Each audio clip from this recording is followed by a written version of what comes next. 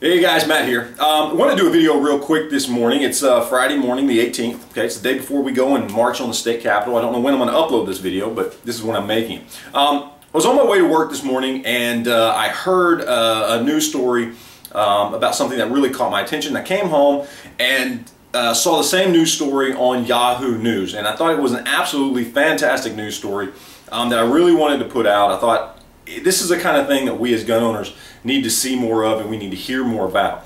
That is basically that the Attorney General of my home state, Texas, okay, has come out. His name is Greg Abbott. He has come out and created an ad, and it is an ad targeted specifically at New Yorkers. And basically the ad says this, and I'm going to look down here for a second where I've got it written. It says, wanted, law-abiding New York gun owners seeking lower taxes and greater opportunities. Pretty short, pretty simple, and to the point. I believe one of the ads he put up had the state of Texas colored in orange, and it said, you know, these dots represent gun owners, and of course the whole state's orange. Just little stuff like that, and I think this has gone online and a few other places. I'm not exactly sure where all he's advertising this. I've heard Albany and several other places in New York. So I just wanted to put this story out there. I think it's a fantastic idea. For a lot of people who don't understand, the Attorney General in your state is arguably the second most powerful person in your state after the governor.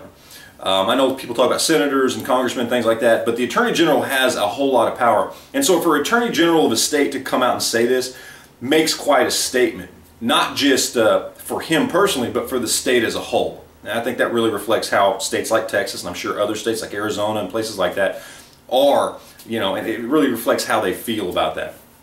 And I thought it was a great story. I want you guys to go check it out. And I liked it also because in my last video I had just posted up, actually should be posting up right about now as I'm making this video, Friday morning, where I talked about how, you know, I really urge people in New York, if you have the means, if you can, move, get away from it. And this just kind of backs that up, because you got to understand the way our country was set up, even before we were a country, when we were British colonies, okay, you know, when there was just the 13 colonies, these colonies, which eventually turned into states, and our states in general, was basically set up in a way so that if you didn't like the way things were in your state or your colony, you could move, have a better life, go somewhere where your freedoms and liberties were more respected. And that's what we're talking about here. This is part of how our country was founded. If you are feeling restricted in New York, it is your right, it is your duty to leave and go somewhere where your freedoms and liberty are respected. Can you imagine, let's just say, I don't know, I don't have any facts, let's just say that 15% of the people in New York are gun owners. Now imagine if 15% of the people who live in New York moved away.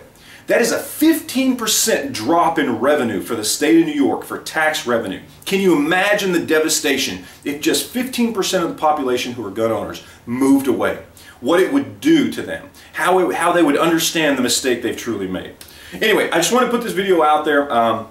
Go check the article out. I think it's a fantastic thing, and not just because it came from Texas where I live. I think if any state did this, this is the kind of thing we need to hear about, and I hope we see more states doing this exact same thing and reaching out to New York gun owners. So anyway, I appreciate you guys watching, and we'll talk to you later. Thanks.